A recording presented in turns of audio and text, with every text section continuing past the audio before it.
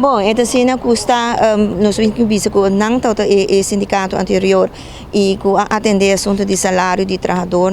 nós vamos com reação que a gente visa que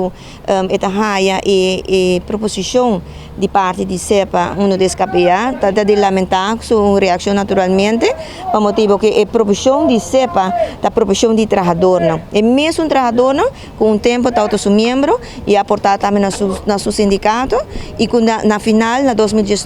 ela proponia também para vir mediante de um protocolo, para vir com uma estrutura salarial nova.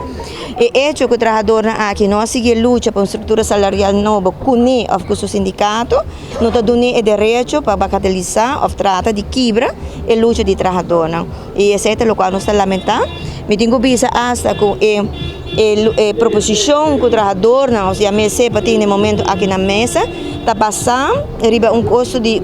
perda de força de compra de trabalhador aqui, de 2016 de original, de 2016 mesmo como sindicato alaga atrás, não atrás arriba de não luta pé, pero com a original e trabalhador não tem conseguido, passou na final